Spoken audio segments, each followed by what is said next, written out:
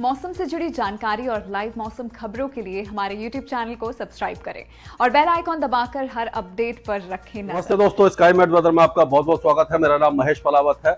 Monsoon जाते जाते active हो रहा है। आपने देखा होगा कि अगस्त का महीना कितना ज्यादा सूखा था और अब लगातार बारिश की गतिविधियां बढ़ी हैं। पिछले 24 घंटों में हमने देखा कि बारिश की गतिविधियां बहुत ज्यादा हुई हैं, कई इलाकों में हुई हैं।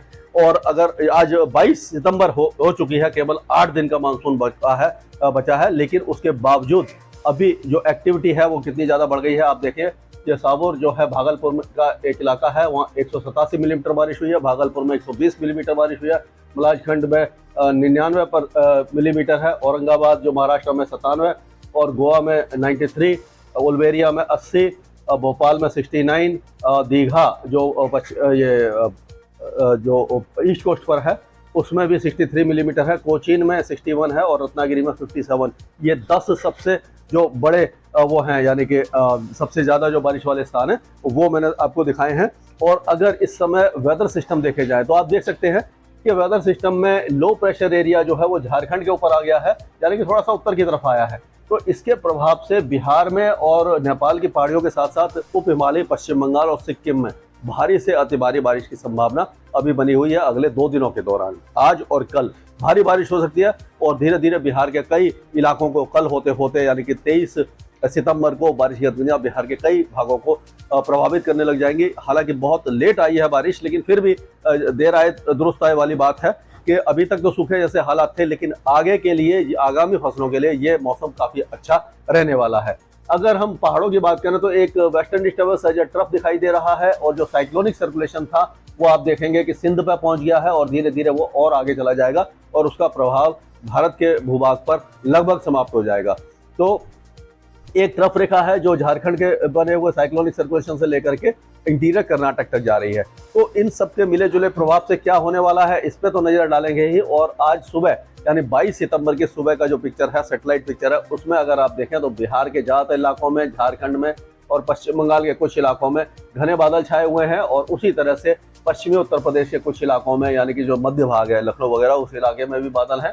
और मध्य प्रदेश के साथ साथ आप देखेंगे कि तेलंगाना और कोस्टल आंध्र प्रदेश, इन इलाकों में, लक्षद्वीप और अंडमान और निकोबार द्वीप समूह में घने बादल छाए हुए थे। तो अभी जो बारिश की गतिविधियां है वो अगर देखें हम तो आप देखेंगे अभी भी 7% की कमी है। ये जो कल शाम का यानी कि 21 सितंबर की शाम का जो डेटा आया था उसमें 7% और हो सकता है कि आज भी 22 तारीख को भी 7% ही रहे और कल 23 तारीख को ये 6% हो जाए। यानी कि जो इसकी डेफिशिएंसी है वो धीरे धीरे घटती जा रही है, यानी कि मानसून एक्टिव होता जा रहा है। तो आगे कैसा रहेगा इस पर नजर डालते हैं। तो पहले अगर हम देखें पहाड़ों की बात करें तो पहाड़ों से शुरुआत करते हैं। अभी पहाड़ों पर कोई खास वेदर एक्टिविटी दिखाई नहीं दे रही है।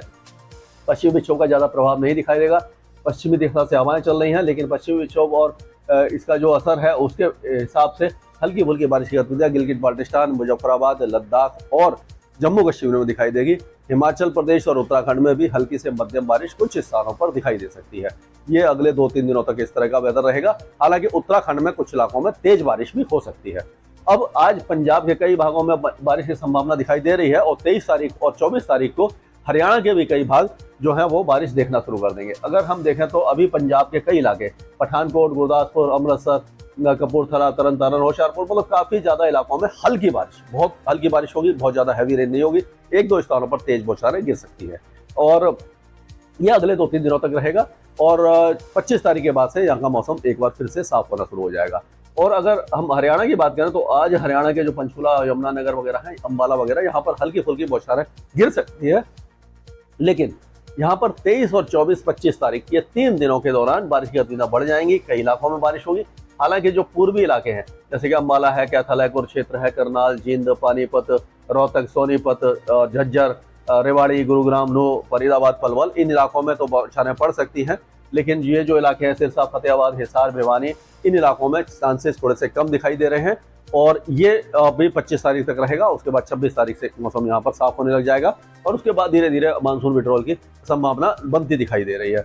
दिल्ली में भी अभी आपने देखा होगा कि कल 21 तारीख को कई इलाकों में बौछारें पड़ी थी। आज 22 तारीख को मौसम लगभग साफ है और आज और कल 22 और 23 तारीख को मौसम थोड़ा सा साफ रहेगा, लेकिन 24-25 तारीख को एक बार फिर से दिल्ली एनसीआर के कुछ इलाकों में बौछारें पड़ सकती हैं। हालांकि भारी बारिश की संभावना अभी नजर नहीं आ रही है। अगर उत्तर प्रदेश की बात करते हैं तो आज पश्चिमी उत्तर प्रदेश में यानी कि बरेली, बदायूं, कासगंज से लेकर के जो बाकी इलाके हैं यहाँ पर अभी बारिश की संभावना नहीं है, लेकिन पूर्वी उत्तर प्रदेश में लखनऊ से मान के चलिए मध्य और पूर्वी भागों में लखीमपुर खीरी, बहराइच, सीतापुर, बाराबंकी, लखनऊ, रायबरेली, फतेहपुर, कौशाम्बी, प्रयागराज, प्रतापगढ़, सुल्तानपुर, अयोध्या, फैजाबाद, गोंडा, अमेठी, बलरामपुर, सिद्धार्थनगर, महाराजगंज, कुशीनगर, देवरिया, गोरखपुर, बलिया, गाजीपुर, चंदौली, सोनभद्र, मिर्जापुर, भदोही, जौनपुर, ये जो इलाके हैं यहाँ पर बारिश की गतिविधियाँ अगले 2 दिनों के दौरान रहेगी। उसके बाद थोड़ी सी कमी आ जाएगी, लेकिन 23-24 तारीख से एक बार फिर से जो पश्चिमी उत्तर प्रदेश है यहाँ पर बारिश की गतिविधियां बढ़ेंगी। हालांकि बहुत ज्यादा नहीं बढ़ेंगे, लेकिन फिर भी लाइट टू मॉडरेट रेन होने की संभावना हमें नजर आ रही है। सबसे ज्यादा अहम जो विषय है वो इस समय बिहार का बना हुआ है। बिहार में भारी बारिश की संभावना है। आपने देखा भागलपुर में मूसलाधार बारिश हुई है और उसी तरह से नेपाल की पहाड़ियों पर भी भारी बारिश होगी अगले 2 दिनों के दौरान। और पहले तो ये जो किशनगंज, अररिया, सुपौल, कटिहार, भागलपुर, पूर्णिया, माधेपुर, सहरसा, सुपौल और जो मधुबनी है, दरभंगा है, इन इलाकों में ज्यादा बारिश होगी। फिर धीरे धीरे बारिश की गतिविधियां बाकी जो इलाके हैं, बाकी जो जिले हैं बिहार के, उसको भी कवर कर लेंगे। ये कम से कम 23-24 तारीख तक रहेगी, लेकिन 24 तारीख होते होते बारिश की जो इंटेंसिटी है उसमें काफी ज्यादा कमी आएगी। लेकिन ये पिछले 24 घंटे से हो रही है और अगले 2 दिनों तक जब रहेगी बारिश तो उसके कारण कई इलाकों में जलभराव हो सकता है, वाटर लॉगिंग हो सकती है, फ्लैश फ्लड आ सकते हैं। तो यानी नदियों में पानी भर जाएगा और आगामी फसल के लिए, रबी की फसल के लिए काफी ज्यादा फायदेमंद हो सकता है। झारखंड के ऊपर आपको पता है कि लो प्रेशर एरिया बना हुआ है, तो झारखंड के भी कई इलाके अच्छी बारिश अगले 2 से 3 दिनों के दौरान दिखते रहेंगे। और अगर पश्चिम बंगाल की बात करते हैं तो पश्चिम बंगाल के जो सिक्किम का इलाका है, तो उसके नीचे, सिक्किम के नीचे जो दार्जिलिंग है, कलिम्पोंग है, जो पश्चिम बंगाल के इलाके हैं, जलपाईगुड़ी है, अलीपुरद्वार है, कूच बिहार है, उत्तरी दिनाजपुर है, ये जो इलाके हैं, और जो दिनाजपुर, मालदा तक भारी बारिश की संभावना कई इलाकों में है। बाकी इलाकों में हल्की फुल्की बारिश की संभावना ही नजर आ रही है। और ये नॉर्थ ईस्ट इंडिया की अगर आप बात करें तो जो पश्चिमी असम है यहाँ पर भी तेज बारिश की संभावना है। भूटान के कुछ इलाकों में भी तेज बारिश, भारी बारिश हो सकती है। लेकिन अरुणाचल प्रदेश और बाकी जो इलाके हैं, असम, मेघालय, नागालैंड, मणिपुर, मिजोरम, त्रिपुरा, यहाँ पर हल्की बारिश या 1-2 मॉडरेट स्पेल ही दिखाई देने वाले हैं। अब अगर हम राजस्थान की बात करते हैं तो राजस्थान में बेमौसम बारिश ने काफी ज्यादा नुकसान पहुंचाया है। अब जो बारिश की गतिविधियां एक बार फिर कोटा संभाग, ये सवाई माधोपुर, बूंदी, भीलवाड़ा, कोटा, झालावाड़, बारां, चित्तौड़गढ़ और प्रतापगढ़, इन इलाकों में दिखाई देने वाली हैं।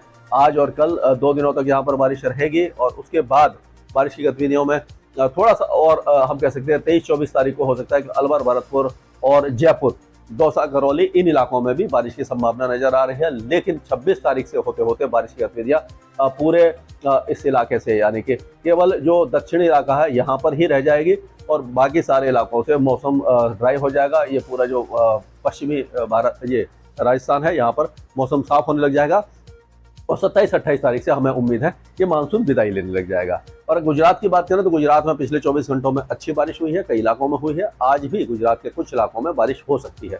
अभी फिलहाल अगर अगले 2 या 4 दिन की बात करते हैं तो हम गुजरात के इन्हीं इलाकों में, यानी कि हम कह सकते हैं अरवली को भी काउंट कर सकते हैं, अरवली, महिसागर, पंचमहल, दाहोद, भावनगर, भरूच और नर्मदा, छोटा उदयपुर, तापी, सूरत, नवसारी, वलसाड, डांग, ये जो इलाके हैं, पंचमहल वगैरह, इन इलाकों में हल्की से मध्यम बारिश होगी। बाकी इलाकों में बारिश की संभावना कम है।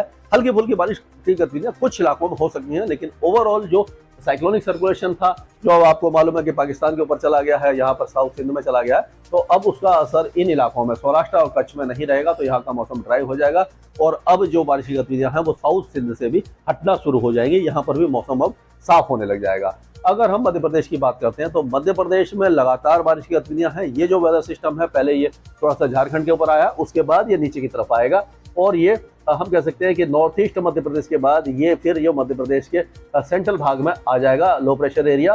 तो इसके प्रभाव से अभी जो रीवा है, सीधी है, सतना, सिंगरौली, पन्ना, ये जो इलाके हैं, यहाँ पर बारिश की गतिविधियां हो जाएंगी और धीरे धीरे बारिश की गतिविधियां पूरे मध्य प्रदेश को कवर करेंगी। 26-27 तारीख तक हमें उम्मीद है कि मध्य प्रदेश के कई इलाके अच्छी बारिश देख सकते हैं। और अगर हम छत्तीसगढ़ की बात करें तो छत्तीसगढ़ के भी कई इलाकों में बारिश की संभावना बनी हुई है। ठीक ठाक बारिश होगी। कोरिया, सूरजपुर, बलराम और ये कोरबा, सरगुजा, जसपुर, बिलासपुर, मुंगेली, जांजगीर, ये जो इलाके हैं यहाँ पर भारी बारिश है। बाकी इलाकों में हल्की से मध्यम की बारिश की संभावना है। उड़ीसा के कई इलाकों में अच्छी बारिश हो रही है, कई दिनों से हो रही है। और अभी भी जो सुंदरगढ़ है, जरसगुड़ा, देवगढ़, संबलपुर, केजोनगढ़, मयूरभंज, बालेश्वर, अंगोल, ढेंकनाल, भद्रक, जाजपुर, इन इलाकों में तेज बारिश की संभावना है। बाकी इलाकों में बारिश की गतिविधियां थोड़ी सी हल्की रहने वाली है। और अगर हम महाराष्ट्र की बात करते हैं तो महाराष्ट्र में भी अब जो विदर्भ के कई इलाकों में बारिश की गतिविधियां होंगी, उसके बाद जो बारिश की गतिविधियां हैं, हम कह सकते हैं आधे से ज्यादा महाराष्ट्र जो है वो बारिश इस तरह से, ये जो इलाका है यहाँ पर हम कह सकते हैं कि नंदुरबार, धुले, जलगांव, अकोला, अमरावती, पूरा मतलब कि जो विदर्भ है, और हिंगोली है, जलना है, ये सारा बुल्धाना है, नासिक, पालगढ़, ठाणे, मुंबई, रत्नागिरी, ये सारे इलाकों में अच्छी बारिश है। और जो मराठवाड़ा के कुछ इलाके हैं वहां पर बारिश की गतिविधियां थोड़ी सी कम होंगी, लेकिन पूरा महाराष्ट्र अगले 3-4 दिनों तक बारिश देखेगा। 24, 25, 26 के आसपास हमें उम्मीद है कि मुंबई, ठाणे, दहानू, इन इलाकों में तेज बारिश की संभावना नजर आ रही है। अगर हम अब चलते हैं दक्षिण भारत की तरफ, तो तेलंगाना के कई इलाके अच्छी बारिश देखने वाले हैं, और ये 3 या 4 दिनों तक बारिश की गतिविधियां रहेंगी। यानी कि खम्मम है, निजामाबाद है, हैदराबाद है, वारंगल है, आदिलाबाद, ये सारे इलाके अच्छी बारिश देखेंगे। और अब जो बारिश है वो हम कह सकते हैं कि साउथ पेनिनसुला, पूरा साउथ पेनिनसुला, इंटीरियर कर्नाटका, जैसे कि धारवाड़ है, गदग है, कोपल है, ये जो सारे इलाके हैं यहाँ पर भी अच्छी बारिश होगी। बेलगावी, होनावार और बेंगलुरु, ये जो इलाके हैं, ये सारे इलाके जो कोस्टल कर्नाटक के, यहाँ पर भी अच्छी बारिश है। केरल के कई इलाकों में अच्छी बारिश है। इंटीरियर तमिलनाडु और आंध्र प्रदेश में भी बारिश की गतिविधियां ठीक ठाक रहेंगी। कोस्टल तमिलनाडु में 2 दिनों के बाद बारिश की गतिविधियां थोड़ी सी कम हो सकती हैं। लक्षद्वीप और अंडमान और निकोबार द्वीप समूह में बारिश की गतिविधियां एक बार फिर बढ़ने की संभावना हमें नजर आ रही है। तो इसके आगे जो भी अपडेट होगा मैं लगातार अपडेट दूंगा स्काईमेट वेदर में। अभी के लिए मौसम से जुड़ी जानकारी और लाइव मौसम खबरों के लिए हमारे YouTube चैनल को सब्सक्राइब करें और बेल आइकॉन दबाकर हर अपडेट पर रखें नजर।